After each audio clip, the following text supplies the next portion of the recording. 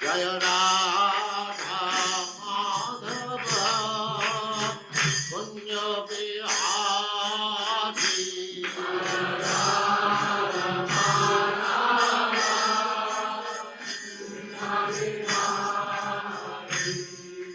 Jaya Radha Madhava Kunya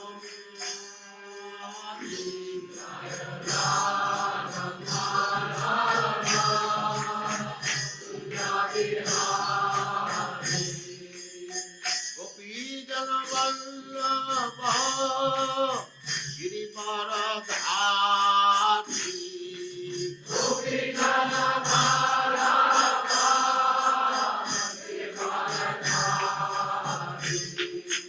Gopi Jana Vallabha Girivaradhari Gopi Jana Vallabha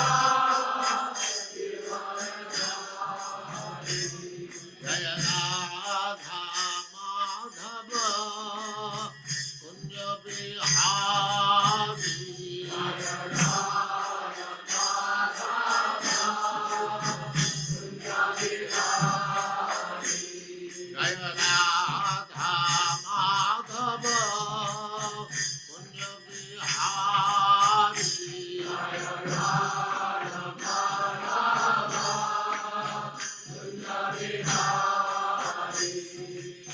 Gopi Jana Vallabha Girivaradhari Gopi Jana Vallabha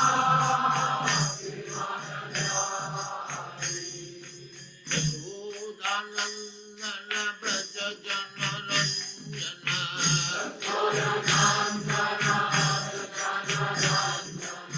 Yashodanandana Braja Jana Ranjana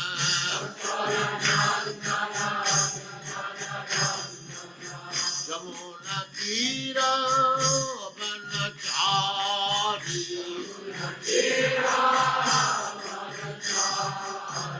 Jamuna Tira Vanachari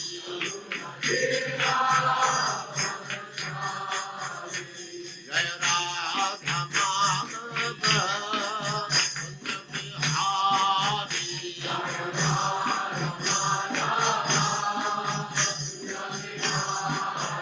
Jaya Radha Madhava Kunya Bihari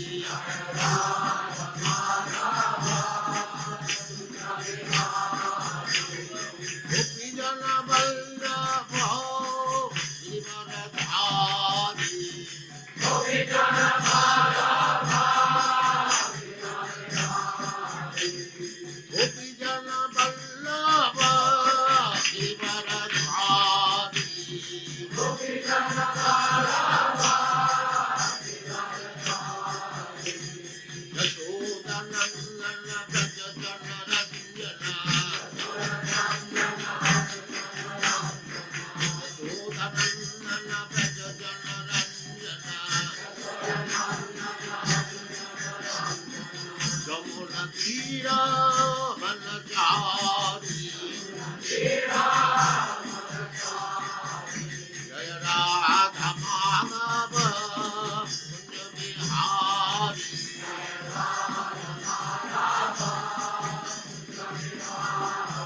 Jaya Radha Madhava Kunya Bihari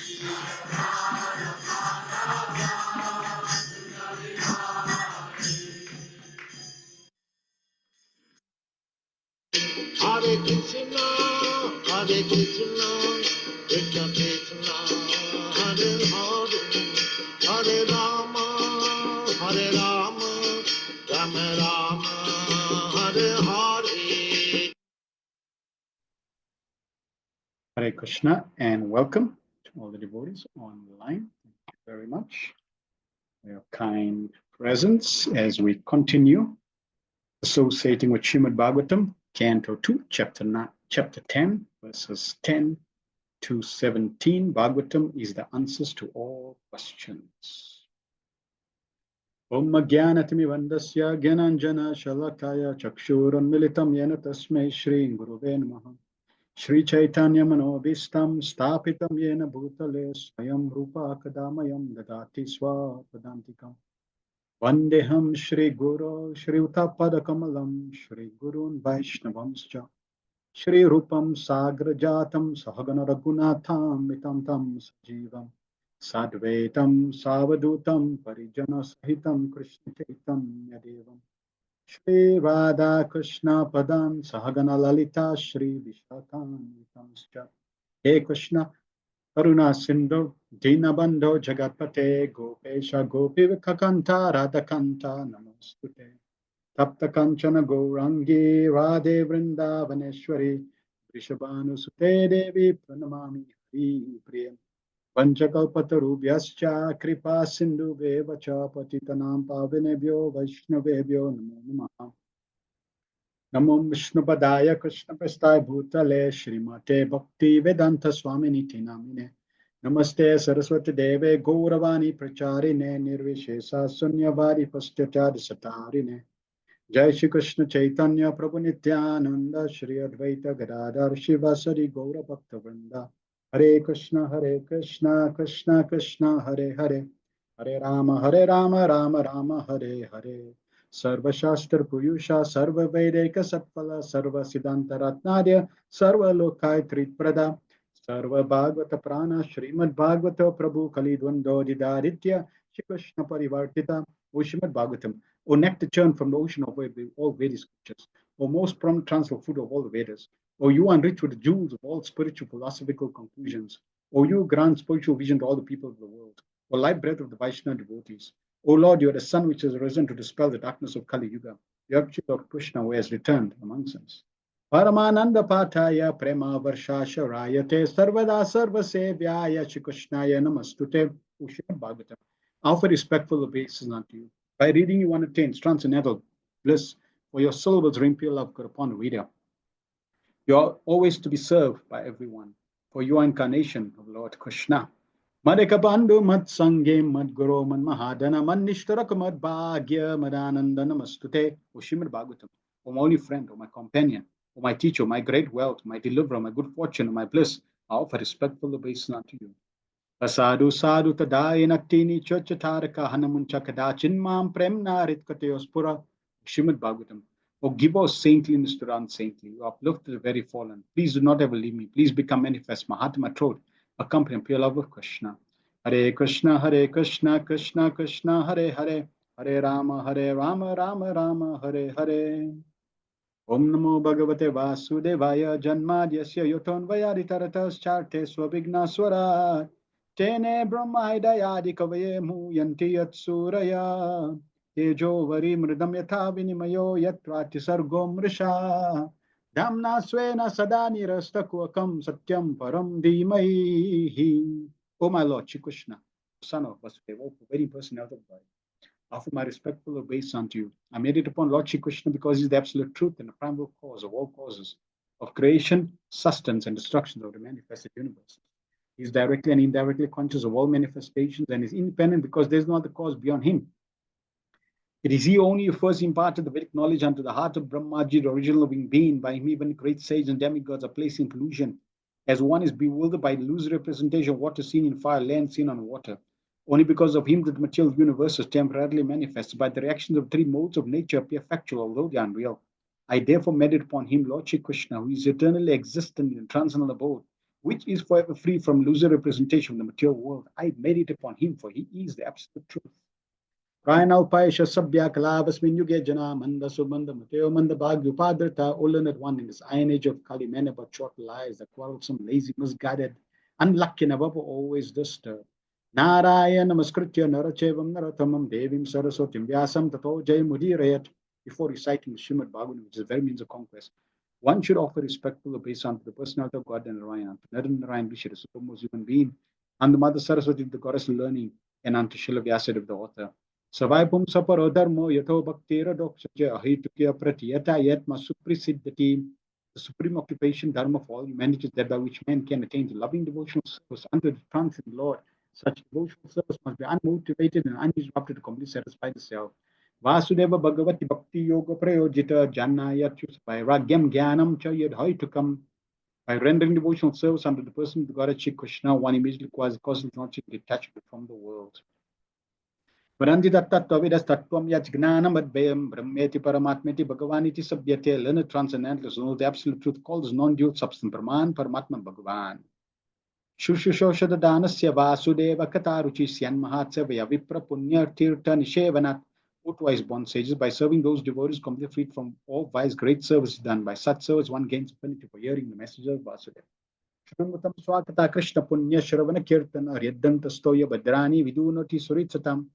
Shri Krishna, the person of Godhead, who is Paramatma, super soul in everyone's heart and the benefactor of a truthful devotee, cleanses desire for material enjoyment from the heart of the devotees, develop the urge to hear his messages, which are in themselves virtues when properly heard and chanted. Nastaprasha Badreshu Nityam Bhagavata Sevaya Bhagavatu Tamasloke Bhakti Bhavati Nashtiki. By regular attendance in the class in the Bhagavatam and by rendering of service to the pure devotees, all that is troublesome in the heart is almost completely destroyed in loving service under the person of the Godhead, who is praised with transcendental songs, establishes an irrevocable fact. Etavan Sankhya Yoga Abhyam Swadharma Parinishtaya Janmalava Para Pumsam Ante Narayana Smriti. The highest perfection of human life achieved either by complete knowledge of matter and spirit, by practice of mystic powers, or by perfect discharge of occupational duties to remember the personality of God at the end of life. Akama Sarvakama Vamoksha Kama Udariditi Vrena Bhakti Yogena Yajate Purusham Param. A person who has broad intelligence, where they be full of all material desires, without any material desires or desire and liberation, must by all means worship the supreme whole, the personality of Godhead. Om Namo Bhagavate Vasudevaya, Om Namo Bhagavate Vasudevaya, Om Namo Bhagavate Vasudevaya. So we are continuing Srimad Bhagavatam based on the teachings of the Divine Grace, A.C. Bhaktivedanta Swami Srila Prabhupada, the founder Acharya of the International Society for Krishna Consciousness. And as usual, let's get some feedback from the last session that we covered. Amavati and Alinikanta says, this material life is dukkhalem ashashvatam, miserable and temporary. Is it? Is it really miserable? Is it really temporary? Everyone's making plans. Everyone's trying to be happy. Now, yes, even though it's miserable and it's temporary, as devotees, we can take advantage of this material world by spreading Krishna consciousness. So that becomes the blessing. Because it is only in the material world do we have the opportunity to spread Krishna consciousness. In the whole creation of Krishna, even in the spiritual world, there is no opportunity to attract fallen souls back to the shelter of the Supreme Personality of Godhead.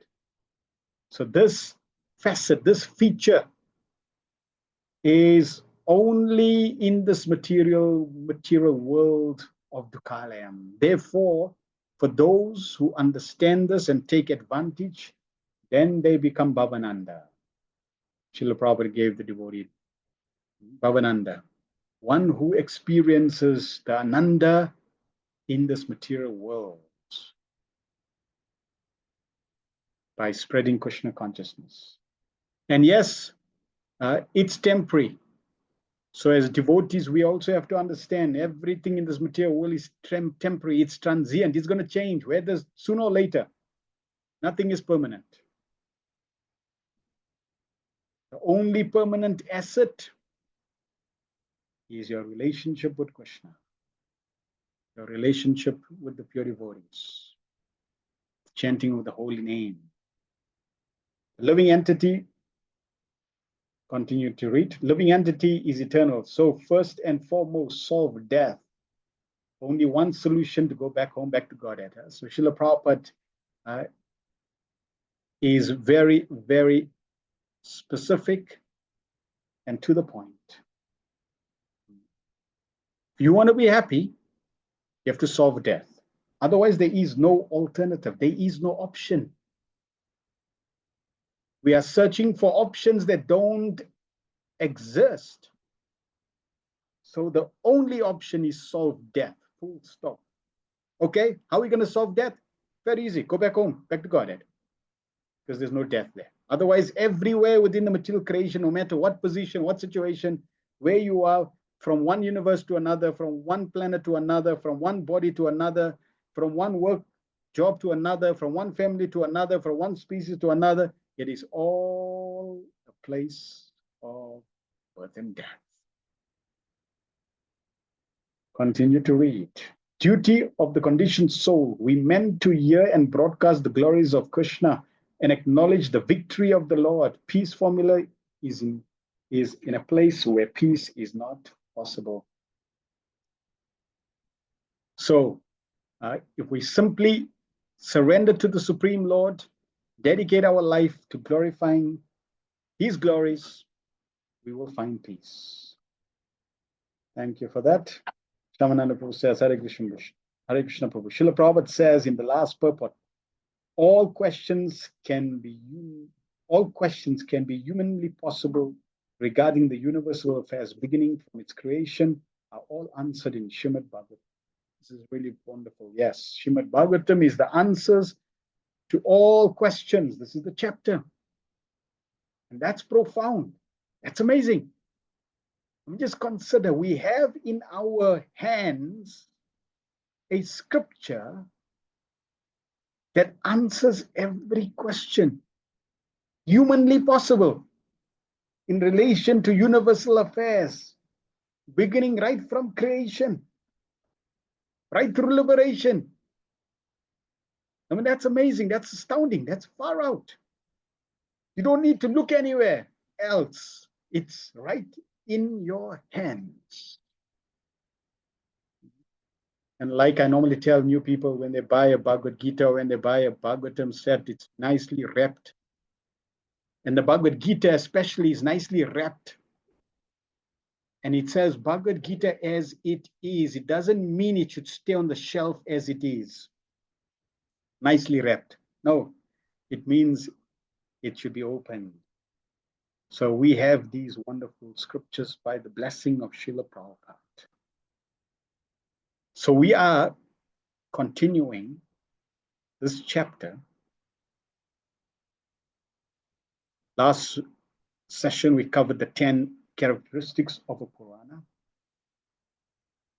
And today we're going to go from 10 to 17, which is specifically talking about Sarga, creation of the Virat Rupa, answers to Maj Parikshit's question in 2.8.11.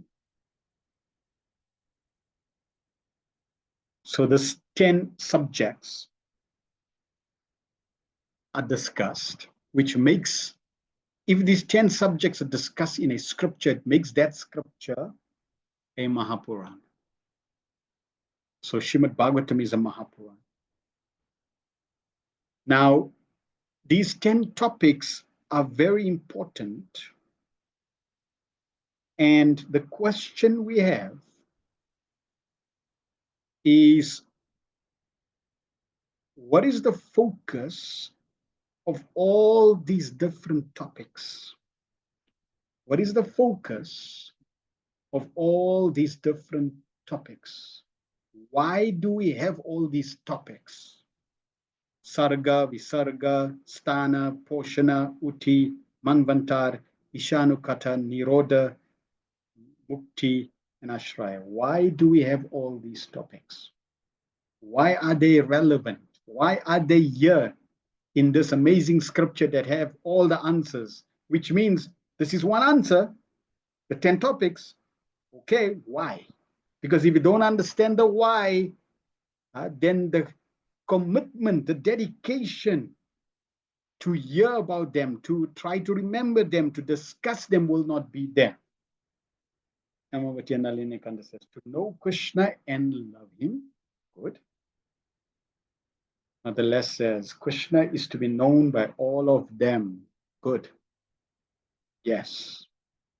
All these topics are for one reason and one reason only, so that you can understand the Ashraya. supreme shelter. Now just consider, if a teacher is trying to teach a student and he's going to find 9 different ways, 9 different angles to try to convince the student to the 10th topic. This is wonderful. This is what the Bhagavatam is doing. So every single topic is simply there to direct us, to encourage us to surrender to the Supreme Personality of Godhead, Krishna. Okay, so we're going to just quickly recap these topics. But what I want you to tell me in the chat as we're going through the 10 topics, in one sentence briefly, what is the purpose of that topic? What does the topic do? Now, we already don't repeat what you have already said in terms of it allows us to know Krishna and surrender. Yes, that is what all these topics are doing. But I want to know a little more detail, like specifically what does each of the topic do? So first one, Sarga, creation of the universe. Now, Jiva Goswami in his Tattva Sandarbha, he discusses these 10 topics, and he makes the point that some scholars, they say that each of these topics correspond to a canto of the Bhagavatam. And the first Sarga, creation, starts at canto 3. Then canto 4, then canto 5, canto 6, canto 7, canto 8, canto 9, canto 10, canto 11, canto 12. So that's what some scholars say. Jiva Goswami and Sri Swami do not agree with this. They say, no, that's not logical. Why? Because the Bhagavatam is 18,000 verses and 12 cantos, and starting with the first canto. And if you start at the third canto, you're implying that the first 2 cantos are irrelevant. And that's what some scholars say. So they don't accept that. And if you start at the second canto, then the 12th canto is the ultimate canto. But then we know that in the 10th canto, Krishna is described. So that defeats the whole argument. So Jiva Goswami says that all these topics are discussed across the whole Bhagavatam, but in some cantos, they specifically focused. So he gives these different cantos. Sarga is canto 2 and 3. Visarga, it's across, but specifically in these cantos. Visarga, subcreation 2, 3, and 4. Stanam, maintaining plenty systems 3, 7, and 8. Poshanam is in all the cantos. Uti, the creative impetus for karma, is 3 and 11. Manvantar is in canto 8. Ishanukata 4 and 9. Nirodha 11 and 12. Mukti 11 and 12. And then ultimately 10 is Ashraya. Right, so let's briefly cover creation. Why is this important? Well, we could take creation and subcreation. Why is this important? What does it specifically do? Why is it specifically in the Bhagavatam? And if you notice, it's specifically in the early cantos. Why? I mean, it's like we're not worried about creation. We're not even worried about this material creation. We want to get out. We want to go back to Godhead. So why bother about this whole material creation? And there's such extensive information about this creation, which we're going to cover even today. Any suggestions? Sharina says, help us understand of who the ultimate creator is and our relationship with him. Good. And that is also related to the first 2 points that Hemavati, Nalinikan and Mother Les said, right? It's knowing Krishna. So yes, but I want to know what specifically, knowing this topic, what does it do? How does it specifically help us? So yes, understanding who's the creator, that's definitely there.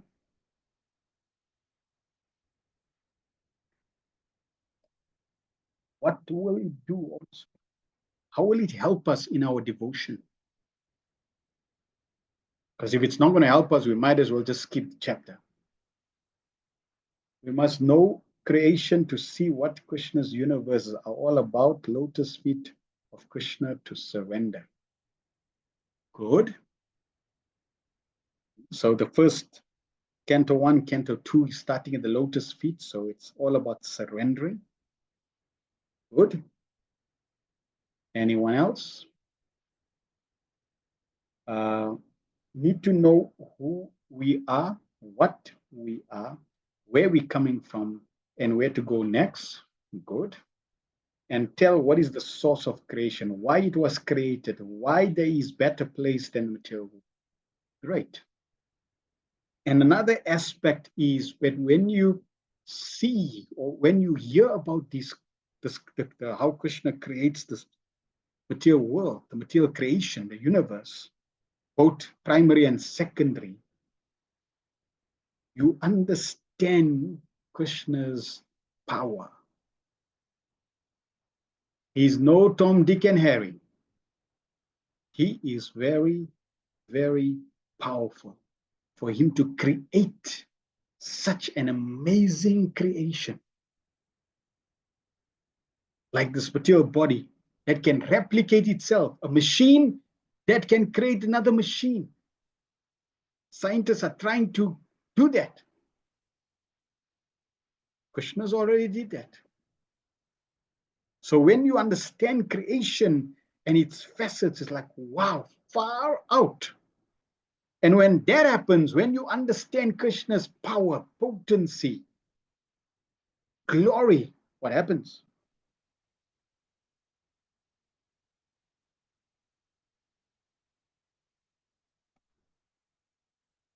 When you understand Krishna's amazing power, that he's very, very, very, very, very, very powerful, what happens? You get attracted to him, good, and you become humbled. Yes. We can now surrender. Because now when we know, when we surrender to Krishna, we know that he's powerful. He's got this material creation completely under his control. So he's definitely powerful. And therefore, when I surrender, I do not fear. I do not, cross my fingers and cross my toes, hoping Krishna will protect me, that he'll have the strength and the power to do that. No.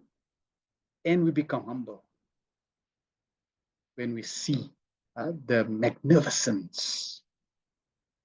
It's like when I go to the ocean and I just look at the ocean from horizon to horizon. It's like you just become humbled.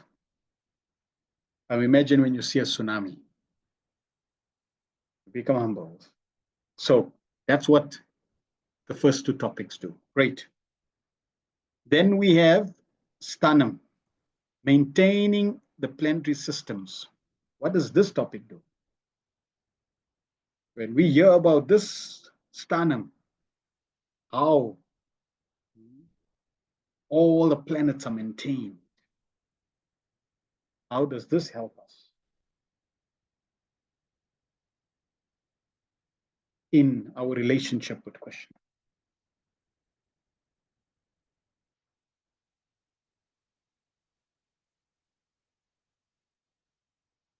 Does it help us?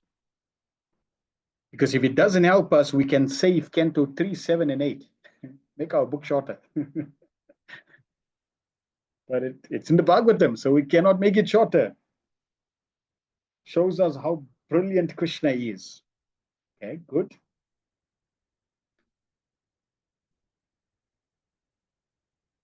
all, so not only now creation, but maintenance. We understand Krishna has all the needs covered. There is no need to seek anything else. Similar power to maintain vast creation, manage so many affairs, and we struggle to manage one home. Exactly. Why are you struggling when your Lord and Master is maintaining unlimited number of universes without a blink and without a drop of perspiration? Why not just surrender and be maintained? Maintenance is even more difficult than creation. Yes. So, if the Supreme Lord is maintaining unlimited, if Krishna is maintaining unlimited universes, is there any difficulty for him to maintain one more soul? One more insignificant jiva? You? In Bhagavad Gita, Lord Krishna tells Arjuna, Arjuna, declare it boldly, my devotee will never perish. And the Acharya's comment, Krishna is saying, I can easily maintain. It's not a burden for me to maintain the living entities. Oh, but Prabhu, if everybody surrenders to Krishna, isn't Krishna going to have a tough time? No, he's not going to have a tough time. Why? Because this material creation is unlimited in size, even though it's 1/4 of Krishna's creation, and Krishna is maintaining that without any difficulty. No sweat. So yes, it means Krishna is perfectly capable of all our needs. If and only if we surrender to Krishna, we take shelter of Krishna. Otherwise, unfortunately, welcome, as Prabhupada says, to the hard struggle for survival. Fighting to survive, struggling to survive.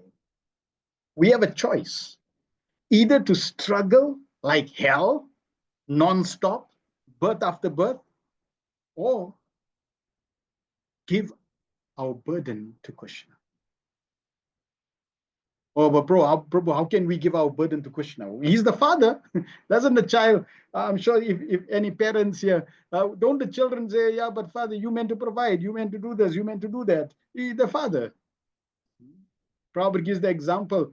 The children, they don't ask every morning when they get up, Mommy, Daddy, are you going to put food on the table? No, it's their duty. So when you surrender to Krishna, we are part and parcel of his life, his family. He's our Supreme Father. Srimati Radharani is Supreme Mother. They'll take care. It's not a burden for them. And they don't need to clock hours, 8-hour job, weekends. No. They have inconceivable energies. They are simply engaged in pastimes. Good. Next one, Poshanam. And this is in all the cantos. Why is this important?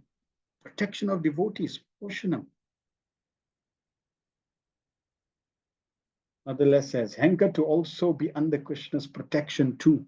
Yes. Develop the desire to be protected by Krishna. Krishna is so merciful. So if we surrender to Krishna, he protects us so lovingly. Krishna's protection is the protection of love. When we understand that we all need protection, every single one of us, somehow or other, you've locked your car. How many of you that have cars, you just drive somewhere and you don't lock it? You don't press the alarm because there's no need. Like hell. And that guy is not going to be there if you don't press the alarm. Then how many of you leave your doors and windows open in the night? Gates open. Fresh air. Oh boy, it's got the locks there, an alarm system, and some even dogs. And then when you're driving, you put a seatbelt. Just see, protection is required. But the problem with material protection is that there's delays, there's inefficiencies. Sometimes they just don't pitch up. Doesn't work. It's not fully secured. There's many loopholes. Certain mechanisms of protection will not work under certain circumstances. It's costly. That's the problem. But with the Supreme Personality of Godhead, His protection is unlimited, inconceivable, always there, guaranteed. There is absolutely no loopholes, no lack in Krishna's protection. And again and again and again, this is demonstrated. It's interesting in terms of protection. It's described when Draupadi was being disrobed. Initially, she tried to hold on and protect herself. Did not work. Then she gave one hand to Krishna and tried to hold on with the other hand. It didn't work. Then she gave both hands to Krishna and asked Krishna to protect, and even then it didn't work.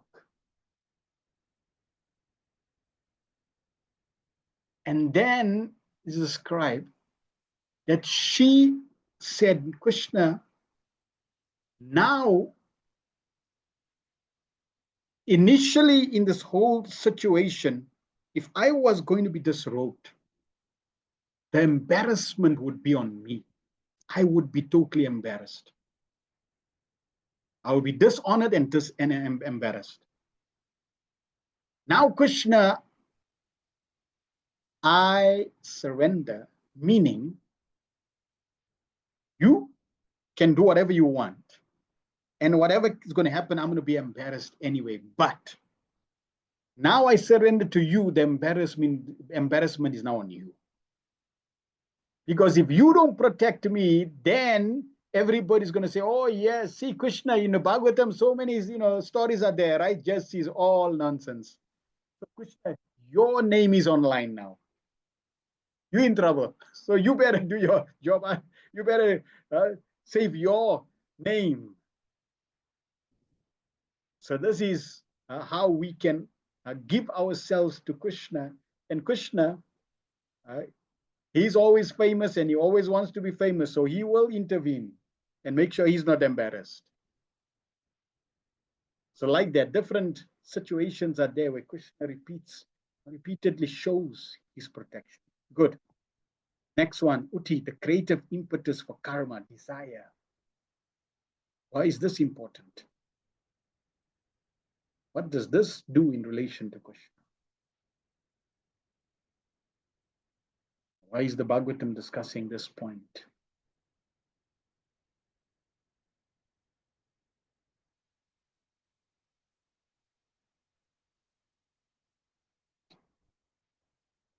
Any reasons?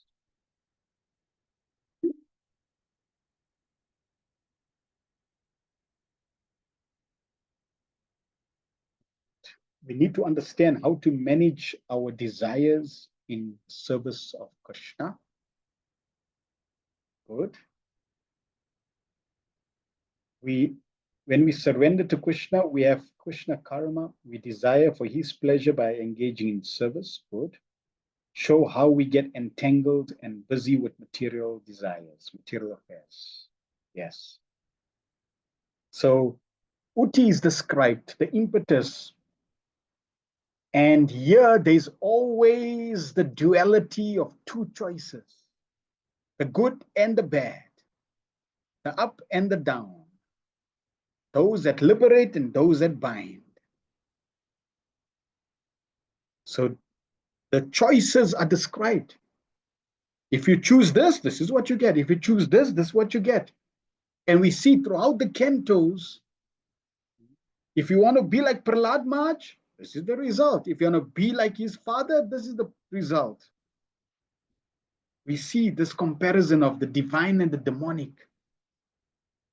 There is always and only these two options. You are either choosing the divine path or you're choosing the demonic path. You cannot be in between. There is no middle path. It's either Sura or Asura. And you will get the corresponding result of your choice. And your choices also become conditioned. How is it that I keep choosing the wrong path? Well, it's because you've conditioned yourself like that. One devotee told Srila Prabhupada, why is Maya so difficult? Why is Maya so strong? Prabhupada said it's because your desire is weak. So when you understand that the choice is always there, and yes, it may be difficult, but as Prabhupada said, material life is impossible and spiritual life is difficult. I would rather choose a difficult path than an impossible path. And even though it's difficult, I will keep molding my life in that direction because I know if I keep moving in that direction, it will become easier and easier and easier because I will be developing conducive habits and desires to surrender to Krishna. How many of you, like if you had to gauge now, currently,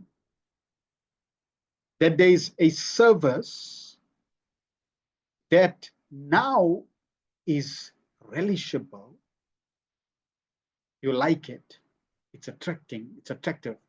But before or at the beginning of your Krishna consciousness, it was difficult. It was like a nightmare. It was very, like, boy, this is challenging. Any of you have that experience of a service that is now wonderful, but in the beginning, it was challenging, it was difficult? Amavati says yes.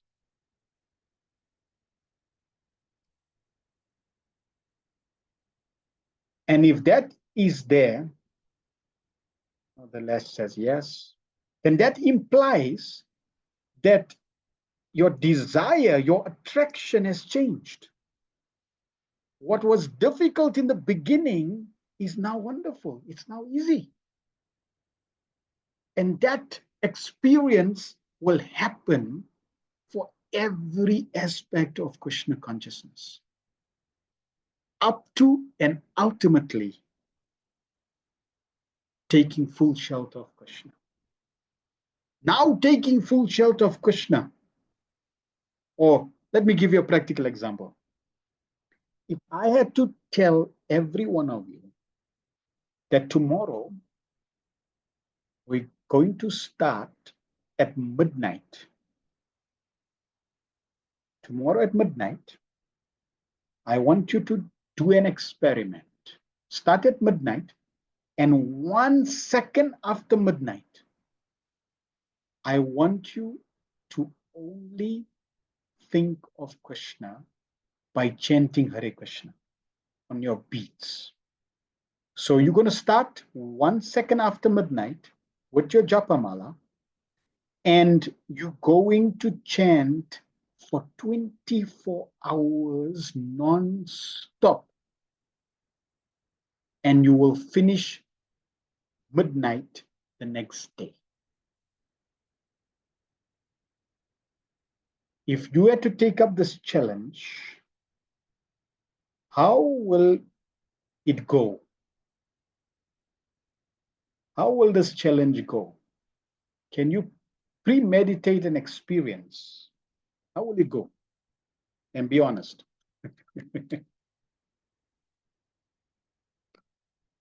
Mother Les says, I will fail. Shamananda Prabhu says, struggle, doubt will make it. Honestly, very, very difficult. Nalini says, for me to get up at midnight will be a challenge. What to do about starting? Just that's going to be a challenge. Then I'll be falling off to sleep. I'll be hungry. My mind will go everywhere. So, agree. It's going to be a nightmare. I'm meant to be awake. I'm going to experience a nightmare while I'm awake. And what about going home 24 hours? Gee, man, forget it. Okay. But just like every service starts off difficult and now you've got one or two services that are wonderful, this will also be the case for chanting 24 hours a day. There'll be that day. That day will come. One day that day will come where if you chant, you will chant and never stop because it is nectar at every moment. And 24 hours, Prabhupada says, is too little. You can go on and on and on and on. We just need to continue. Then Manvantar, reigns of the Manus. Why is this there?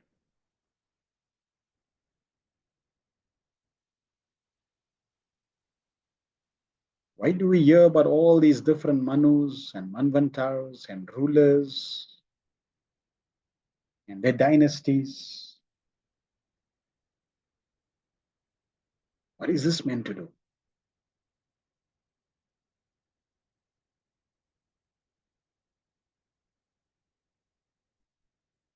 Has to have some purpose. Wonder what the purpose is.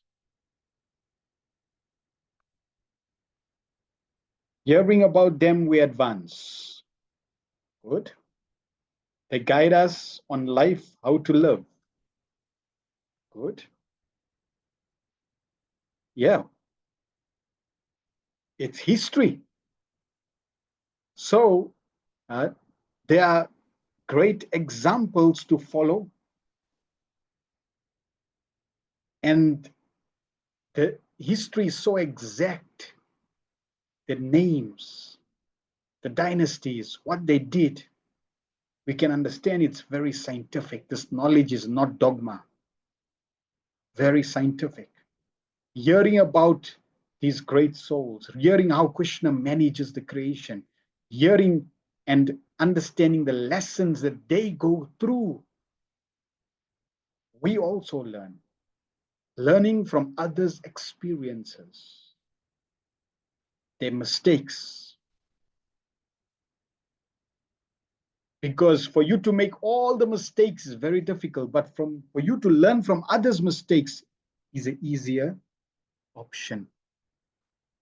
Ishanukata, the science of God. Why do we have to hear about the science of God?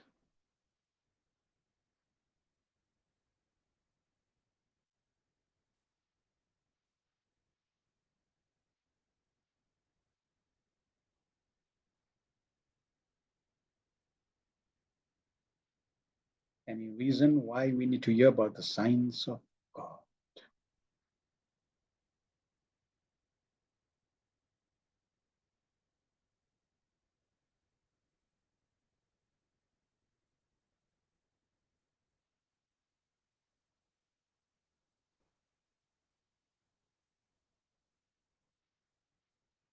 Learn who we are, God is, and our relationship.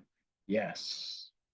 If you want to develop a relationship, if you want to surrender to Krishna, then it behooves us to know who God is, who we are in that relationship. Bhagavan, Bhakta, and Bhakti. And it's a science. No one defeats Krishna. Science is perfect. Tool for preaching. So when we know about someone, the stronger the knowledge of someone, the stronger the relationship, the deeper the relationship. The more you know about someone, the more deeper the relationship.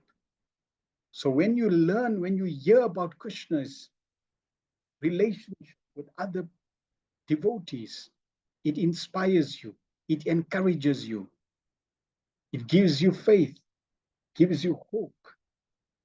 So we can at least get knowledge to understand that he's unlimited, even though we can't perceive it yet.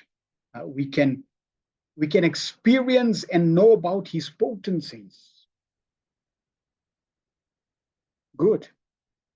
Then Nirodha, annihilation. Why do we have to know about how the creation is destroyed?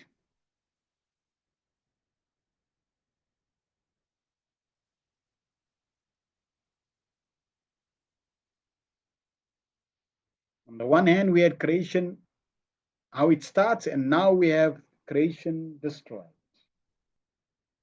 Everything belongs to Krishna, nothing is ours.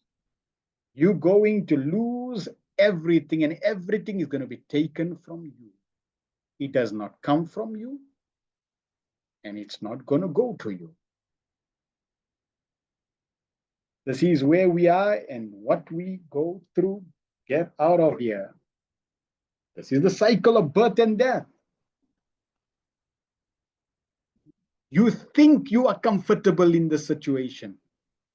Sorry, time is ticking. So there is different levels of annihilation.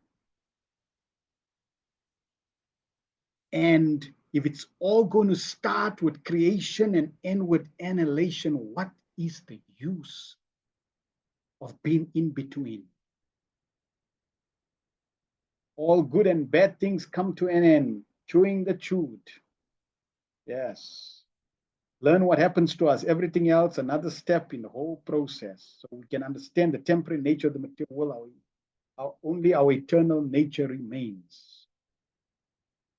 So this is the reality. People do not like to talk about death.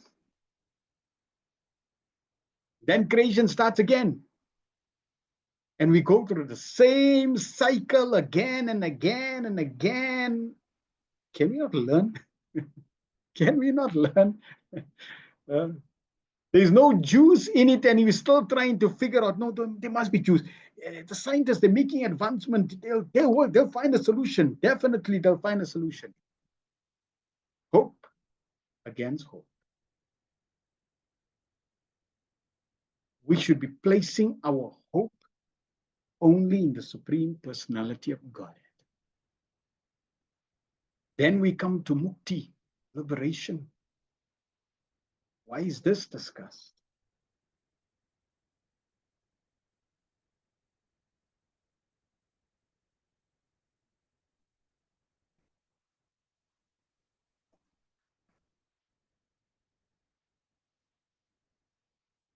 Why is mukti or liberation discussed?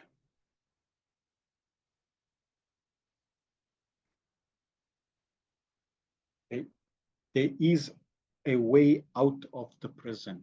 Yes. There is an option. Shows what is possible if you want to leave this place. Yes. So we know that there's an option. We know what's possible, what we can expect. It's a step on the path of spiritual progress. There is hope at the end of the tunnel, spiritual skylight, to show us what the first level of liberation. So we know the process, we know what to expect, we know where we're going. It's not in the dark. You are not shooting blank bullets.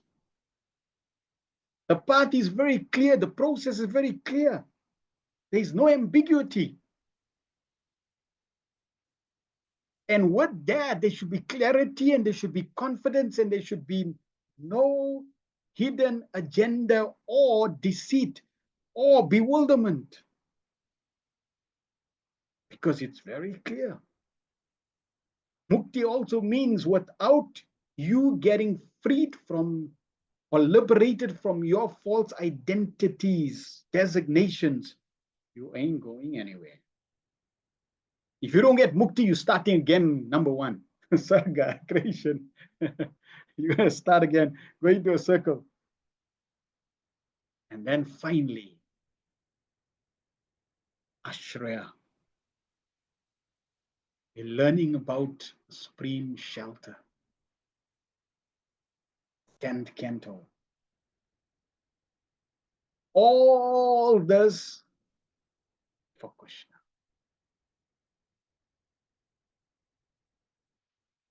So why else is ashraya important?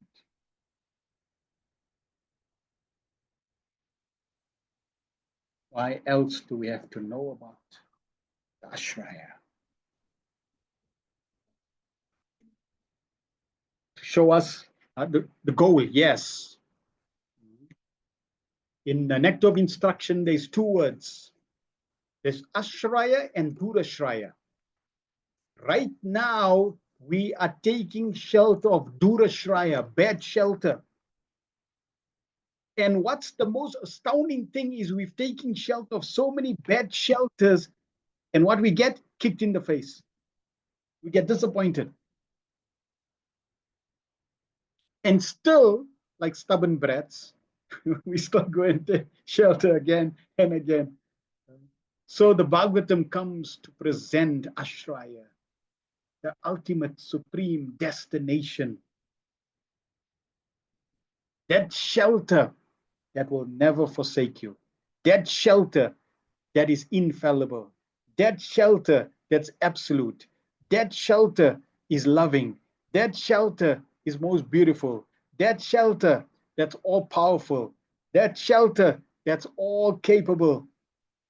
There is no other shelter more amazing, more profound, more beautiful than taking shelter of Krishna. Why wouldn't we take shelter of Krishna? That's the big question.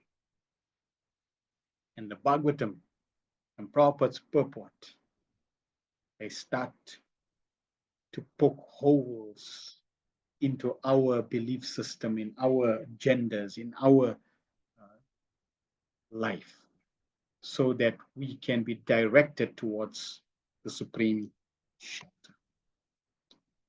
So that was an introduction to these 10 briefly. Now we're going to go again to that, through them, just understanding, and then we will continue. So Sarga, elementary creation. Sarga is defined as Bhuta Matendriya Diyam Janma Sarga Udrita. The elemental creation of the 16 principles of matter, namely the 5 gross elements, Panchabhutas, the 5 objects of sense perception, Tanmantras, the 5 knowledge acquiring senses, Gnanendriyas, and the mind is known as Sarga. The 5 gross elements, Panchabhuta, are earth, water, fire, air, and ether. The 5 objects of sensual perceptions, Tanmantras, are sound, form, taste, smell, and touch. And the 5 knowledge acquiring senses, Gnanendriyas, are eyes, ears, nose, tongue, and skin. Together with the mind, these 16 principles are created by the first Purusha incarnation, Mahavishnu. Within the 16 principles, 8 other principles exist subtly, making their total of 24 principles of material creation, material existence. Then Visarga, secondary creation. Brahmana guna vaishamyat Visarga Purusha Smrita. The secondary creation by Brahma, carried out through the interactions of the 3 modes of nature, is known as Visarga. By manipulating the 16 original principles of material existence, and by the interaction of the 3 modes of nature, Sattva, Rajas, and Tamas, Lord Brahma carries out a subsequent creation, more popularly described as an assembly of universal ingredients. Then Stanam, plenary systems. Stitir Vaikunta Vijaya, the true situation, Stanam, in the realm of Vaikunta. This is maintenance. The entire creation of the Lord is to enable the conditioned souls to satisfy their material desire, to lord over the material energy. As such, according to their desires, the Lord creates a suitable situation, sthanam, for them to dwell in. Within the universe, these situations can be divided into 14 main categories, known technically as bhuvanas, or plenary systems, and 8.4 million subcategories, commonly known as species of lives. From the topmost sthanam of Brahmaloka, the abode of Brahma, down to the lowest sthanam of Patalaloka, all situations are destructible. In every situation, the conditioned living entity is conquered by birth and death. Only by attaining to our eternal constitutional situation in the spiritual realm of Vaikuntha can we conquer the birth and death of this material world. Thus, the true sthanam of the living entity is the realm of Vaikuntha. All other temporary situations within this material world cause one to become a victim of material suffering, simply shifting from one situation to the next. If you understand this, then the last lap, even though it's miserable and temporary, becomes blissful. Because you know, thank God, I am getting out of these situations. Never again. And yes, that is a byproduct. We don't pray for that, but it's a byproduct. And that byproduct makes us happy. Our real activity is devotional service because we are eternally connected to Krishna. We are part and parcel of Krishna. Krishna is our ultimate shelter. We are dependent on Krishna. So when we take to that path, we begin to experience the result, and ultimately the material world ceases to exist. As the material world ceases to exist, just like Prabhupada gave the example of the fan, once you pull the plug out, that fan is still moving. So you'll have to tolerate while that fan is still spinning and slowing down and stopping. It's not going to just like, oh, now I'm a devotee, now I'm free from all challenges and difficulties and problems. No, it's not going to happen like that. If it does happen, it means you are dreaming. In reality, it doesn't happen like that. So therefore, we now know that the plug is pulled. And just knowing the plug is pulled, that also brings happiness.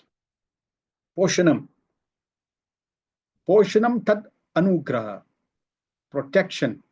Poshanam is the causeless mercy of the Lord. Poshanam can be defined in two ways according to the mentality of the living entity. For the conditioned souls, Poshanam refers to material maintenance. It is the Lord who will fulfill the desires of all living entities. Krishna fulfills all our desires. We think we are the doers, but it's actually Krishna. Nitya Nityanam Chetana Chetananam Eko Bahonam Yo Vidadit Kaman. The supreme eternal amongst all eternals, the supremely conscious among all conscious living entities, is that supreme one among the many who fulfills all desires, fulfills the desires of all. For the devotee of the Lord, Poshanam refers to the Lord's causeless mercy and protection. Protection from hunger is the lowest form of protection, which the Lord offers to the conditioned living entities. For the devotees, the Lord's protection is protection from the illusion of Maya. The Lord gives the devotee the strength to always remember Him and engage in His devotions. So we should understand when we engaged in service, that is protection. That is Krishna's mercy. Then Utaya or Uti. Utaya karma vashana, the impetus for activity, Utaya, is the desire for fruit of work. The conditioned soul forgets the Lord in his eternal protect. The conditioned soul forgets that the Lord is his eternal protector and maintainer, and thus an impetus for fruitive activity is manifested for one's self-maintenance. This desire for fruitive activity is the driving force behind all work within this material world. And unfortunately, we are stuck in that. So we have to unstuck ourselves. The karma vasanas are accumulated residues of one's previous activities. Every material activity we perform creates a residual impression within our consciousness, which is carried with us life after life. The sum total of these impressions form our creative impetus to work. The true impetus of the living entity should be to go back to Godhead, to the supreme abode of Vaikuntha, and activities performed in that direction form the right path over.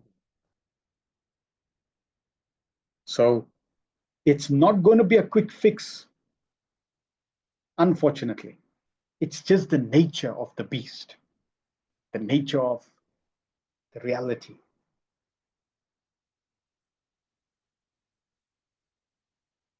We have, for example, we have a bad lifestyle, unhealthy lifestyle.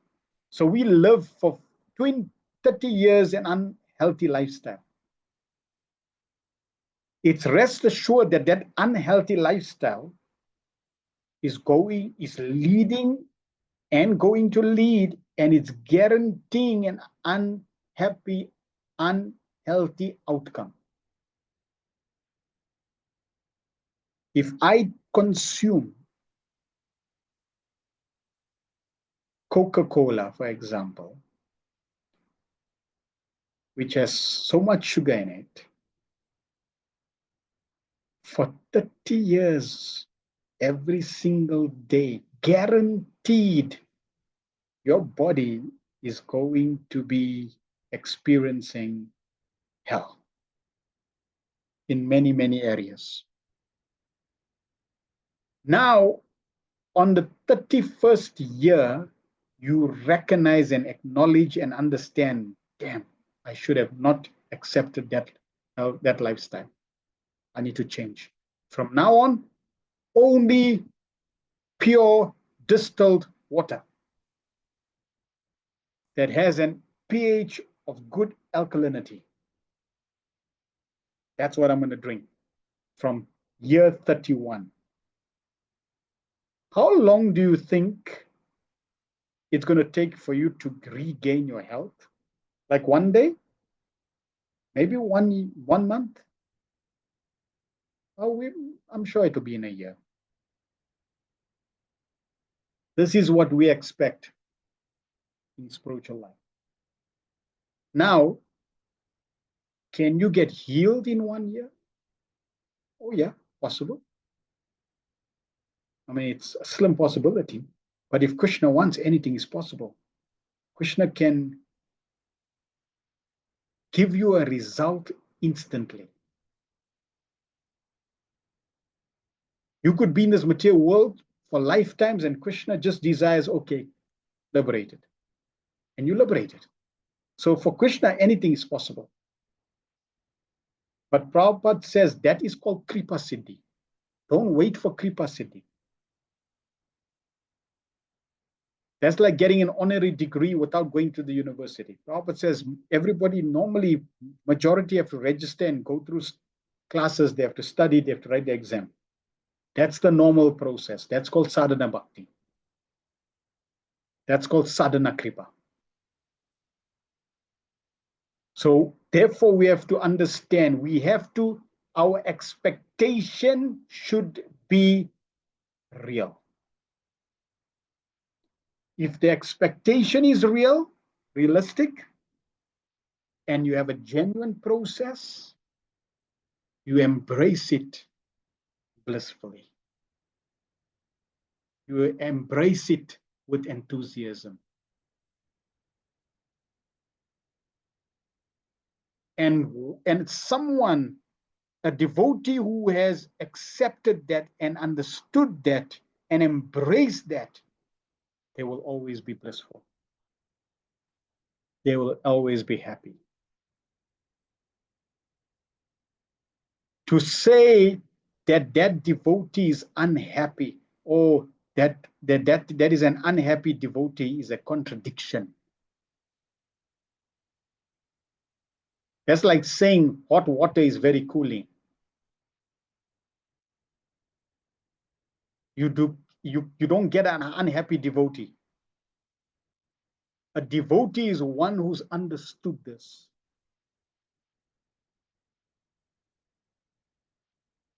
And therefore, knowing this, we continue with determination, with enthusiasm, and the result will take care of itself. Then Manvantar is defined as follows. Manvantar Ranid Saddharma.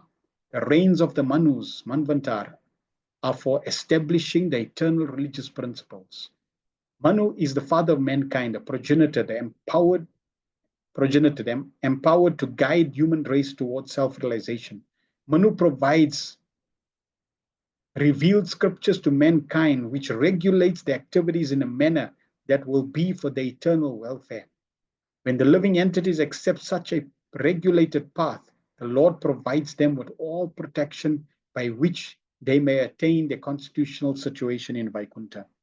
Thus, the desire to go back to Godhead and regulated activities performed to achieve that goal form the proper path of action. Ishanukata is defined as follows.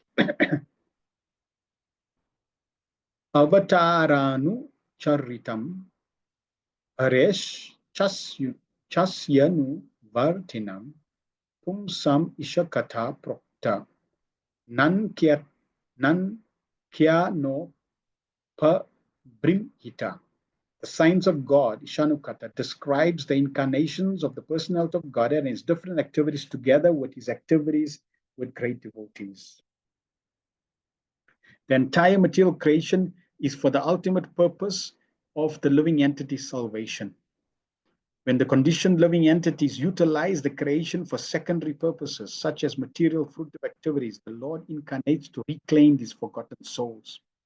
The Lord directly delivers living entities for his divine appearance as well as by its recorded history. The Supreme Lord is so potent that simply by hearing about his transcendental activities in his various incarnations, one becomes free from material bondage. Thus, the topics of the Lord and his devotees, which constitute the signs of God, should be given respectful oral reception. Then Nirodha, the solution, is defined as follows. Nirodha Ashyanu Shayanam Atma Saha Shaktibi. The merging of the living entity along with his conditioned living tendencies with the mystic lying down of the Mahavishnu is called the winding up of cosmic manifestation of or Nirodha. As we have briefly mentioned before, the entire material creation offers two facilities to the conditioned living entities. The living entities may either utilize it to fulfill their desire to lord it over material nature, or they may utilize it to go back to Godhead, the spiritual abode of Vaikuntha. For the living entities who take advantage of the science of God as propagated by the Manus, and who develop a desire to act in such a regulated manner, the Lord provides them full protection from the material energy and restitutes them in their proper situation in Vaikuntha.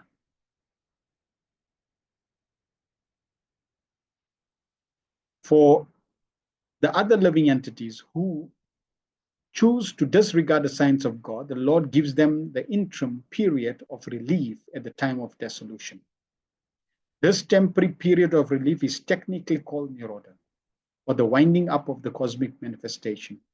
All the living entities, along with their conditioned tendencies, vasanas, merge into the body of Mahavishnu to await another creation and another opportunity to take up the science of God. Though the physical bodies are given up at this time, subtle bodies, Shukshma Shariras, remain with the living entities along with their latent desires. This is indicated by the word Atmana Saha Shakti. And then we got Mukti is defined as Mukti Hitvanyata Rupam Swarupena Vyavastita. Liberation or Mukti is the permanent situation of the form of the living entity after he gives up the changeable, gross, and subtle material bodies. Those living entities who develop a desire to act for their ultimate welfare regulate their life according to the instructions of the Manus. Such living entities receive the mercy and the protection of the Lord in the form of his divine activities and incarnations, either personally or in its literal form as the signs of God. By hearing the narrations of the Lord's activities, these living entities are able to give up all external identification with the principles of material existence and its interaction. Such purified living entities develop their original spiritual bodies and are situated in their constitutional position in Vaikuntha, the spiritual abode of the Lord. This is technically known as mukti or liberation. The words Hitvanyata Rupam indicates that these living entities have become completely freed from all material coverings, including the Shushma Sharira and related vasanas. The word Vyavastita indicates the real and eternal sthanam of the living entity, Stitar Vaikuntha Vijaya. So you have to become completely free from all material bodies, subtle bodies, designations, and impressions. This is called liberation. So therefore, that takes work. That takes cultivation. And finally, Ashraya, the supreme shelter. Ashraya is defined as follows in 3 verses. We're just going to cover the one. Abasha cha nirodha cha yotasta dya vyavasite sa ashraya param brahma paramatmeti sabdyate. The Supreme One, who is celebrated as the Supreme Being or the Supreme Soul, is the supreme source of cosmic manifestation, as well as its reservoir and winding up. Thus, he is the supreme shelter, the absolute truth. The individual person possessing, this is the 2nd verse, the individual person possessing different instruments of senses is called Adhyatmic person. The individual controlling deity of the senses is called Adidevik. The embodiment seen on the eyeballs is called the Adibhotic person. All 3 of the above mentioned stages of different living entities are independent. In the absence of one, the other is not understood. But the Supreme Being who sees every one of them as the shelter of the shelter is independent of all, and therefore he's the Supreme. Krishna is the only independent person. He is the only Swarat, independent person. Everyone else is interdependent and dependent on Krishna. And therefore, Krishna is the only supreme Ashraya. That is the most befitting for the living entity. All right, so now let us continue from 10 to 17 in relation to the Bhagavatam. Purushonandam vinid vidya yada so sha vinirgata atmanoyanam anvicham aposhrak sich chuchi suchi. After separating the different universes, the gigantic universal form of the Lord Mahavishnu, which came out of the causal ocean, the place of appearance for the first Purusha avatar, entered into each of the separate universes, designed to lie on the created transcendental waters Garbha Daka. Purport.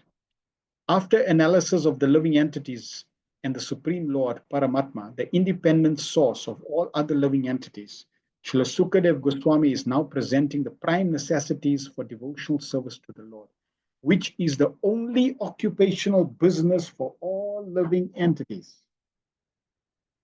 So now you know which CV to send, which job to apply for.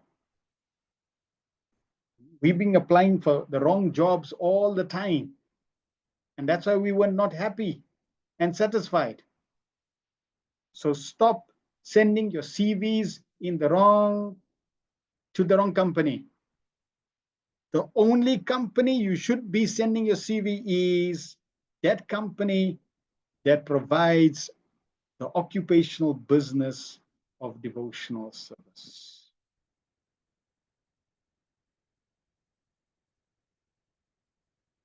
The Supreme Lord Shri Krishna and all his plenary portions and extensions of plenary portions are not different from one another. And thus the supreme independence in each and every one of them. In order to prove this, Sukadev Goswami has promised to Maharaj Parikshit describe here in the independence of the Purusha avatar personality of Godhead, even in the sphere of material creation. When Krishna comes to this material world, he is not bound by the time factor, by the material energy. Even though it seems that he may be bound or is apparently bound and is following the laws, he is supremely independent. Krishna's independence is never ever stifled.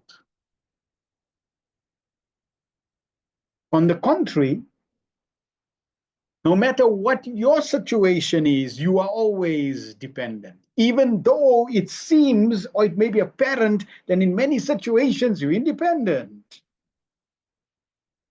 but you are always dependent.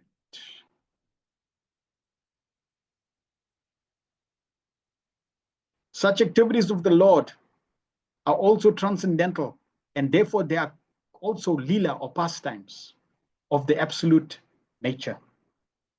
So no matter what happens to the Lord and no matter what are his activities are always lila. We may be considering all our activities are lila. Or like, you get these bogus incarnations, they do some things that are wrong and they say, what? It's his lila. What nonsense. The conditioned soul does not perform pastimes. It is only the supreme absolute personality of Godhead, and he is bona fide pure devotees. We have to stress, bona fide pure devotees. Not necessarily the lookalikes, the apparent, the possible, the deceitful. No, the bona fide pure devotees are also performing pastimes. Why? Because they are 100% aligned, dedicated, focused, absorbed in pleasing Krishna's desires only.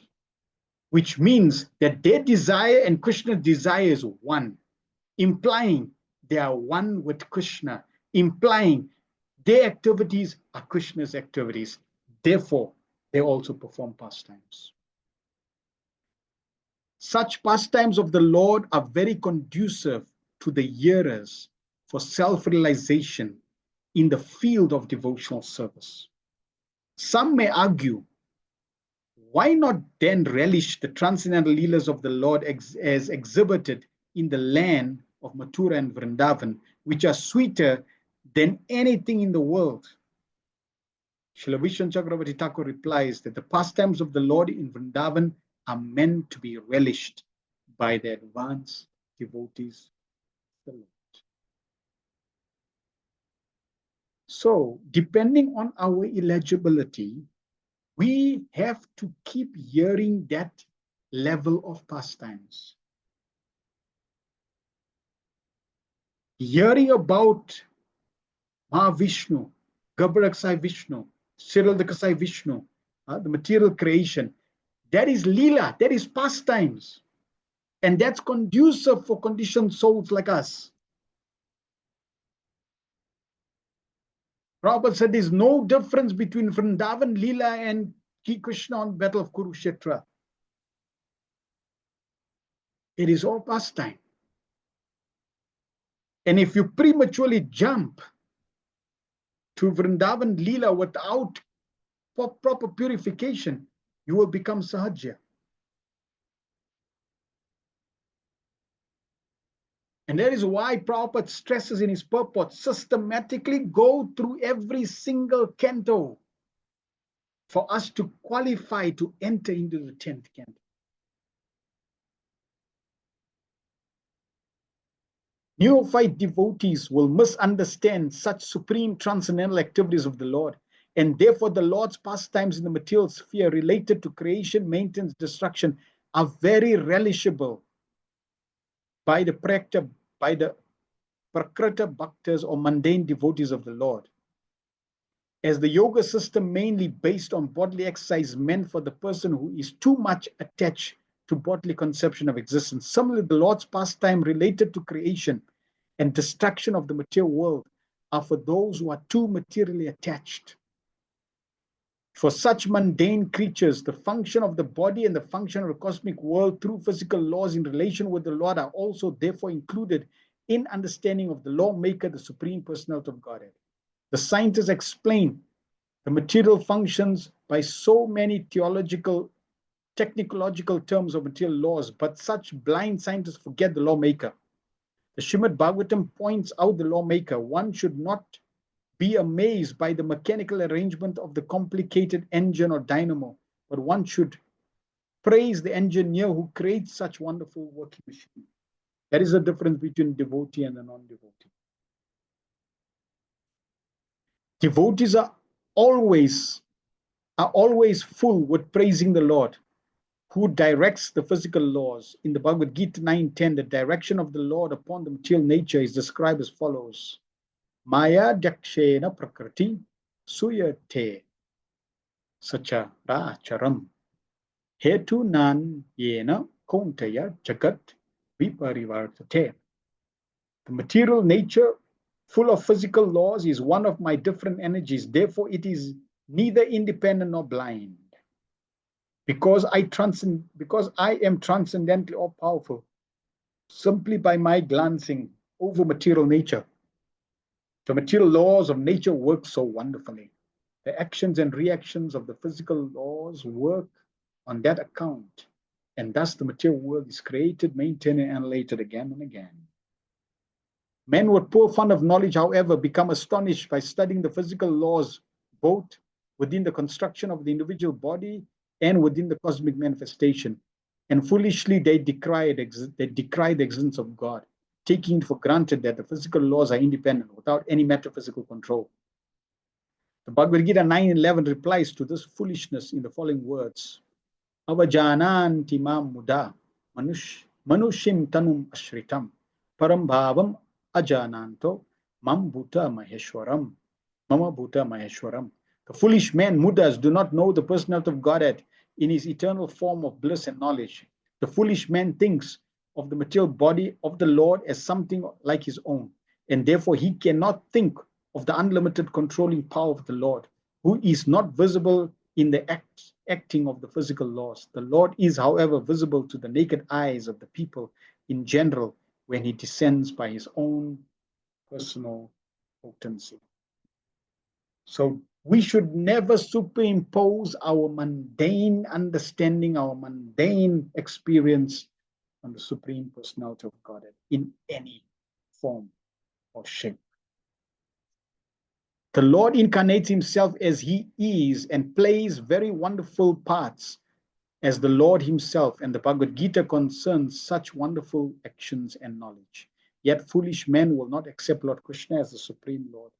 Generally, they consider infinitesimal and infinite feature of the Lord because they themselves are unable to become either infinitesimal or the infinite. But one should know that the infinite and infinitesimal sizes of the Lord are not his highest glories. The most wonderful manifestation of the Lord's power is exhibited when the infinite Lord becomes visible to the eyes of one of us. Yet his activities are different from those of finite beings. Lifting a mountain at the age of 7 years and marrying 16,000 wives in the prime of his youth are some of the examples of his infinite energy. But the Mudas, after seeing them or hearing about them, decry them as legendary and take the Lord as one of them. They cannot understand that Lord Shri Krishna, although in the form of a human being, by his own potency, is still the Supreme Lord with full potency as the Supreme Controller. And therefore, to understand and appreciate this point, that is why creation is discussed. Because then you can understand who is the creator. It is not some ordinary person.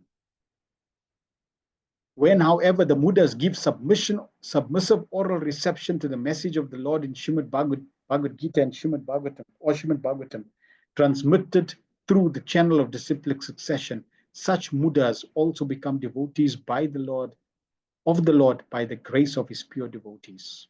And for this reason only, in both Bhagavad Gita and Srimad Bhagavatam, the pastimes of the Lord in the material world are delineated for the benefit of those men with poor fund of knowledge.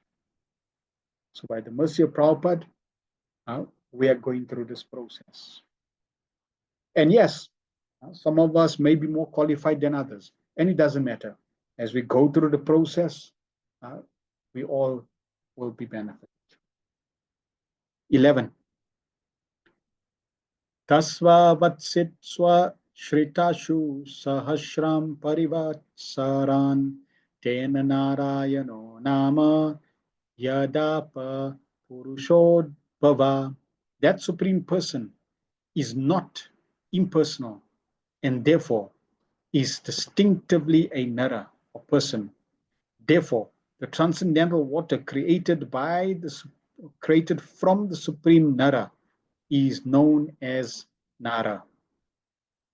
And because he is lying down on that water, he is known as Narayana.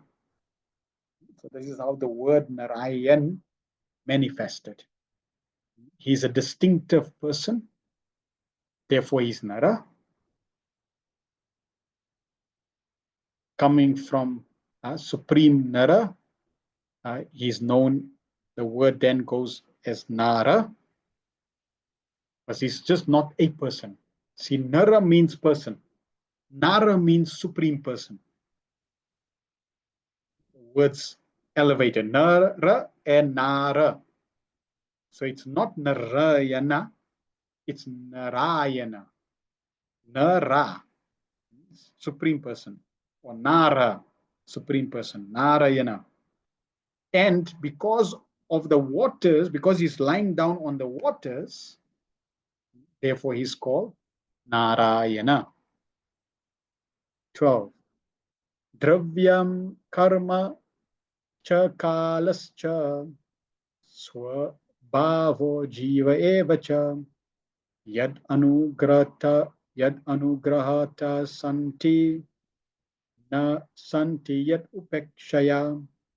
One should definitely know that all material ingredients, activities, time, and modes, and the living entities who are meant to enjoy them all exist by his mercy only.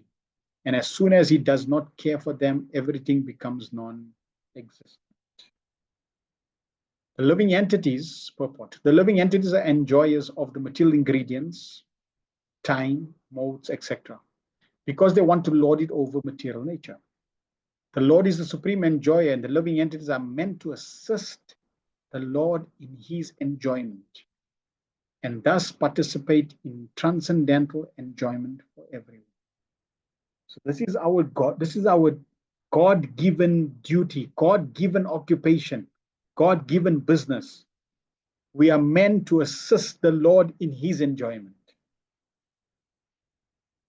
The supreme, the enjoyer and the enjoyed both participate in enjoyment, but the deluded by But deluded by this illusory energy, the living entity wants to become the enjoyer like the Lord, although they are not meant for such enjoyment. The jivas, the living entities, are mentioned in Bhagavad Gita as the Lord's superior nature or prakriti nature, para-prakriti. And so also it is mentioned in the Vishnu Purana. Therefore, the living entities are never the Purushas or factual enjoyers. As such, the spirit of enjoyment of the living entity in the material world is false. In the spiritual world, the living entities are pure in nature, and therefore they are associates in the enjoyment of the Supreme Lord. In the material world, the supreme enjoyment of the living entities, in the material world, the spirit of enjoyment of the living entities, by dint of their own actions, karma, gradually fades by the laws of nature. And thus the illusory energy dictates in the ears of the conditioned souls that they should become one with the Lord. That is the last snare of the illusory energy.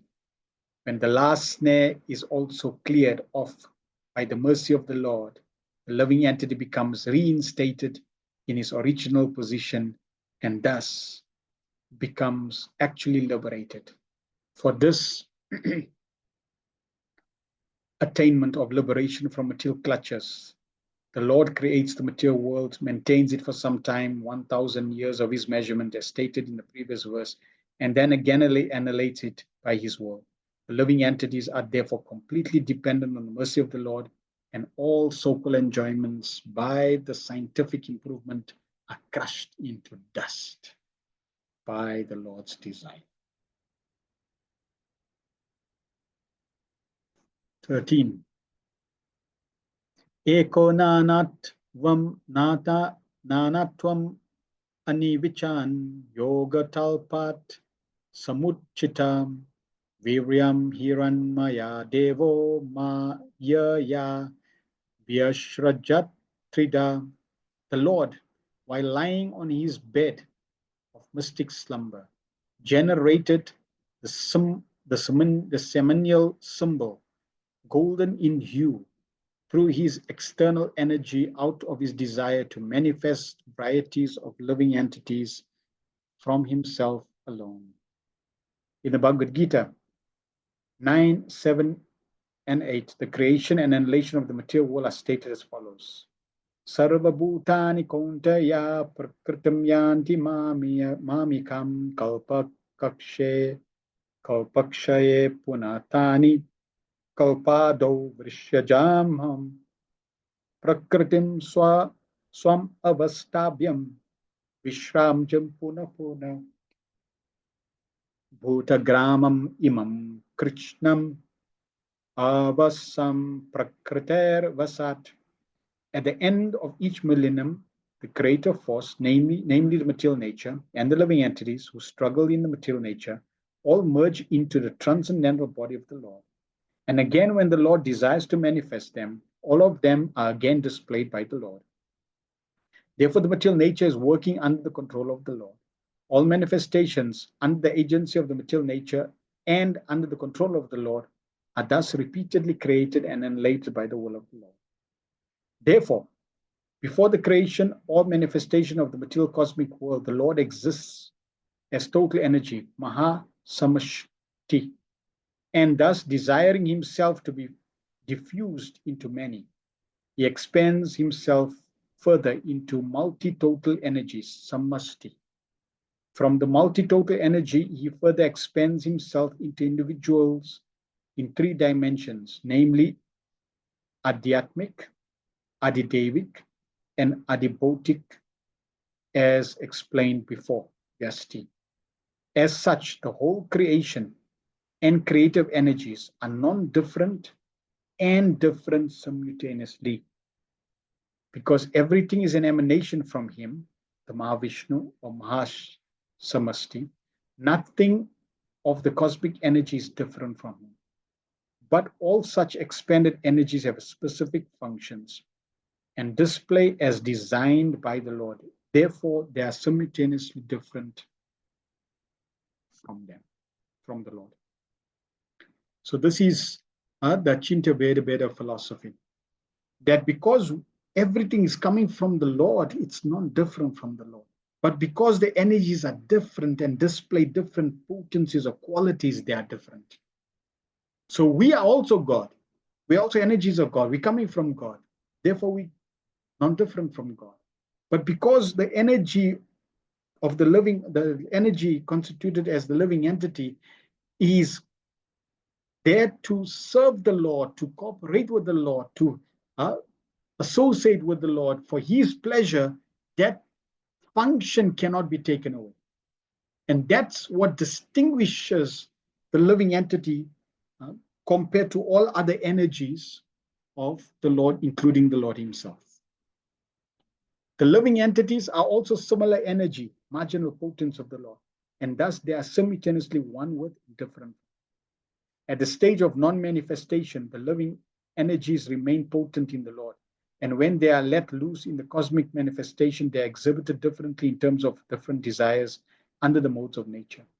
Such differential manifestations of the living energies are conditioned states of the living entities. The liberated living entity, however, in the Sanatan eternal manifestation, are unconditionally surrendered souls, and therefore they are not subject to the conditions of creation and annihilation. So the creation takes place by the glance of the Lord from his bedstead of mystic slumber, and thus all the universes and the Lord of the universe, Brahma, are again and again manifested. And so we must become free from all conditioned states for us to be liberated. So in terms of the destruction, Nirodha, there are 4 different levels of destructions. The first is Nitya. At every moment, time invisibly transforms the body of all created beings and all other manifestations of matter. This process of transformation causes the living entity to undergo the constant annihilation of birth and death. This is called Nitya, or constant annihilation. It's continuous. Every moment transformation is going on. They say change is constant. This is the change that's constant. We are changing at every moment. We are dying at every moment. Every part of creation is controlled and destroyed by time. So this is the Nitya cycle. Then you get the Naimitika cycle. This is occasional cycle at the end of Brahma's day. 1,000 cycles of the 4 ages constitute one day of Brahma. And each day of Brahma, called a Kalpa, contains within it the lifetime of 14 Manus. The duration of Brahma's night is the same as his day. During his night, Brahma sleeps, and the 3 planetary systems meet destruction. This is called Naimitika, or occasional annihilation. So one is constant, everyone is experiencing. The other happens during the night of Lord Brahma. The 3 planetary systems are destroyed. Then when Brahma wakes up again, he creates. Then he goes to sleep, destroys. So 1,000 cycles of the 4 yugas, creation. 1,000 of the 4 cycles, destruction. Creation, destruction, creation, destruction. 100 years of Brahma like that. Then we get to the next destruction or annihilation called Prakrita. Prakritika. When Brahma's lifespan of 100 years is finished, there occurs the Prakritika, or total material annihilation. At that time, the 7 elements of material nature within the Mahatattva and entire universal egg composed of them are destroyed.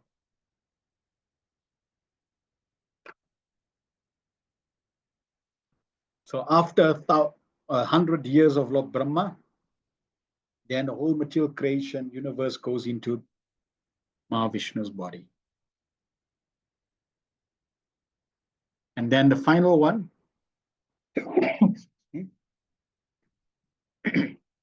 is Atyantika. Atyantika. When a person achieves knowledge of the Absolute, he understands factual reality.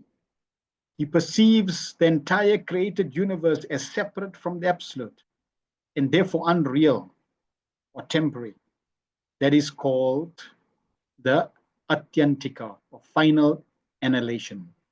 This is liberation. Final. False is the false ego, destruction of the false ego through the process of bhakti.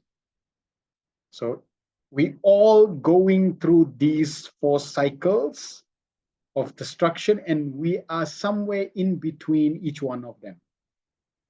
And we want to fully embrace the final one so that we can now come out of the top 3. And in this way, be saved. Return to our natural state. 14.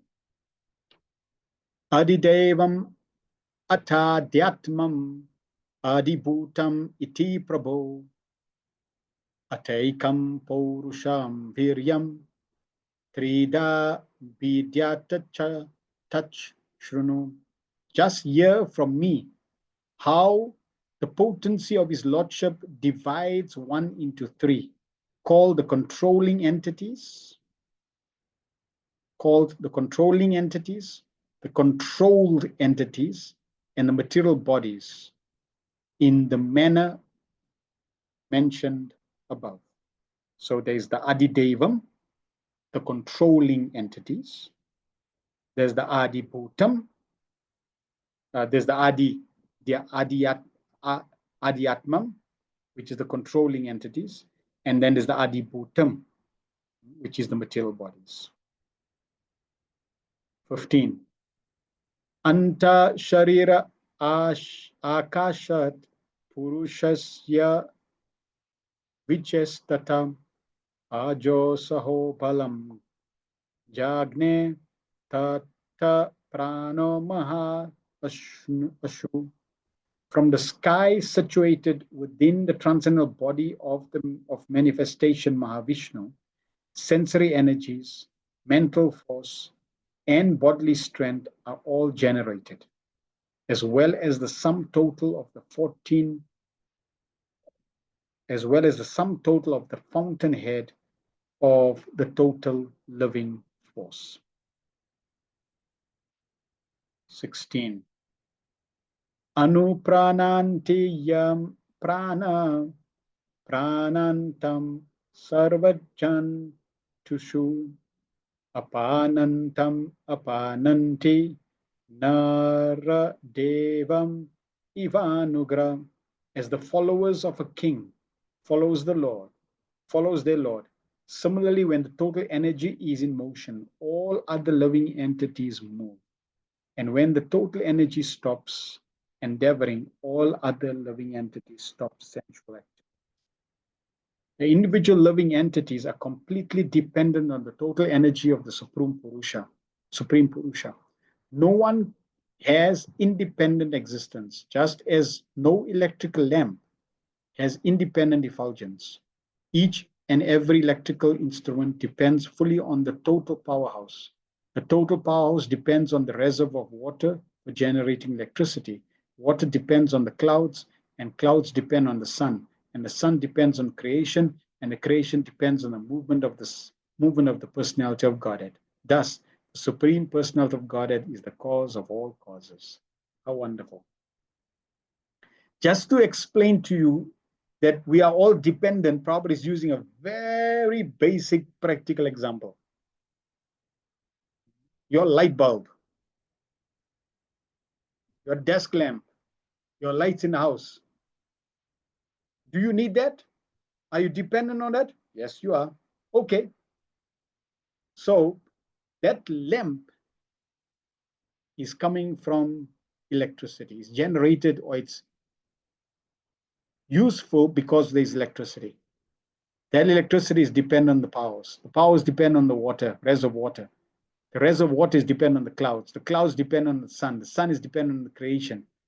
And the creation is dependent on the movement of the Lord. That means ultimately that light that you are getting, that you are so dependent on, is ultimately your dependence manifesting in front of you in the form of a lampshade, which is your dependence on the Supreme Personality of Godhead. So never say, I am independent. We want independence. It's called Independence Day. We want independence. You're never independent. You're never going to get independence. You are fully, totally, always, eternally dependent on the Supreme Personality of Godhead. Just a clear example in relation to an electric lamp. Prabhupada didn't even have to go like a whole philosophical discussion. Such a simple, practical example you can share with somebody to show you are fully dependent. 17. Pranenak shipata shuttrid antara jayate vibo pipakshato jak shaktascham pranmukha nirabidyata. The living force being agitated by the Virat Purusha generated hunger and thirst. And when he desired to drink and eat, the mouth opened. So the verses we covered up to 16 introduced how Mahavishnu is manifesting and now creating and expanding all his energies. Now from 17 to 30, which we'll continue next week. We'll have a session next week, and then we'll be in Durban for Ramayan week, so we won't have that week. When we cover from 17 to 30, different aspects of creation are going to be discussed. So this verse is just introducing the topic of how when the Lord manifests and he creates, he manifests as the Purusha avatar, the material subtle form of the Lord. As soon as the Lord desires, then actions and activities manifest. So in this way, all the different parts of creation, the process of creation is manifested. The process by which all living beings in the womb of the mother develop their sense organs and sense perceptions appears to follow the same principles in the case of the Virat Purusha, the sum total of all living entities. So the Lord has the supreme creation of the material creation, and the mother is creating the embryo in the same system, in the same process. And you'll see that link. This is the amazing way. Just like the child is linked to the umbilical cord of the mother. Well, the first created being, Lord Brahma, is linked to the umbilical cord of the Supreme Father, Vishnu. So like that, you'll see similarities. And therefore, Prabhupada is also making the point. How the child in the womb is created, similarly, everything is also manifested on the holistic level or on the macro level. So micro level and macro level. Therefore, the supreme cause of all generation is not impersonal or without desire. The desires of all kinds of sense perception and sense organs exist in the supreme, and thus they take place in the individual persons. Why do you have the desire to eat, to drink, all these sensory desires? Because they exist in the Supreme Person. This desire is the nature of the Supreme Living Entity, the Absolute Truth. Because he has the sum total of all mouths, the individual living entities have mouths. Similarly, with all the senses and the sense organs. Here, the mouth is the symbolic representation of all sense organs, or the same principle applies to others also. So from 17 to 30, we're going to go through this process of creation. You'll see the Virat Rupa desires, like here, he desires to eat, he desires to speak. As soon as he desires, then creation starts. The gross sense organ is manifested. This is called the Adibhuta. We get the subtle sense organs, Adhyatma. Then the sense organ controlling deity called Adideva. And then Tan Mantra, Adibhuta, the bodily activity of eating. So these different personalities, presiding personalities or deities, and functions and organs are all manifested as creation is created. So this is how the Bhagavatam is describing how creation manifests very systematically, very scientifically in relation to our own experience, and then on the macro level in terms of the universe, which we will cover next week. Vantarat Srimad Bhagavatam ki jai, Srila Prabhupada ki jai, Nitai Go Pramanande, Hari Hari. Any questions or comments anyone has on what we cover?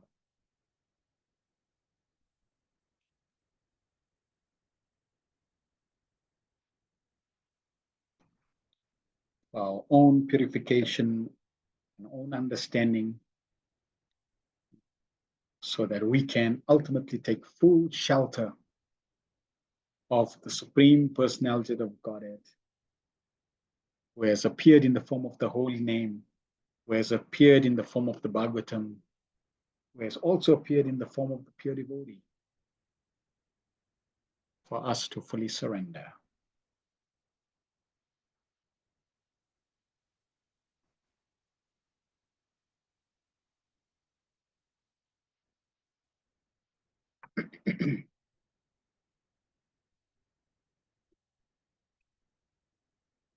Shyamananda Prabhu says, thank you very much, Prabhu, that this detailed information is only found here in Srimad Bhagavatam and nowhere else in the creation. Prabhupada has given it to us. And we'll see this again and again and again and again in every purport, in every canto. The detail is unreal, and we simply have to keep reminding ourselves of that fact, that this is our blessing, this is our good fortune, that we have this and we're exposed to it. And when we acknowledge and then accept this knowledge and start to apply this knowledge, then we now enter into another territory of existence. Mother Les says, Hare Krishna Prabhu, thanks for the beautiful class. How magnificent is Srimad Bhagavatam, so complete knowledge. There truly is no need for anything else. Yes, there is truly no need for anything else. We simply have to drink the nectar of the Bhagavatam. And then after, well, there is something else. There is something else. Chaitanya Charitamrita is there. So Bhagavatam is the postgraduate study and the PhD. Chaitanya Charitamrita. Chaitanya Charitamrita is on another level. So yes, but they're all in the same stream. Amavati Nalikana says, it's a blessing to be taught this interesting knowledge of Srimad Bhagavatam like this. Really helps us understand. The more we learn, the more we appreciate Krishna, the more and more. Thank you so much for absolutely stunning pictures and slides. Appreciated. Srila Prabhupada's quotes are amazing. Yes. And simply we have to continue like this.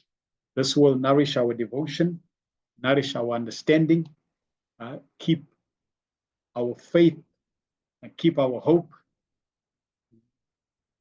ablaze, and purify our existence. And as we proceed and keep this, the spiritual starts to unfold, starts to open up. And the more it opens up, the more blissful it becomes, the more we understand, the more we become grateful, the more we engage in devotional service, And this cycle just continues and continues. And even when we are completely in love with Krishna, it has not ended. It will expand even more. So yes, completely inconceivable and completely wonderful and blissful. Thank you very much for everyone's attendance and participation. Until next week, have a wonderful, Krishna conscious and blissful week. Srila Prabhupada ki jai, Nitai Go Pramanande, Hari Hari Bo.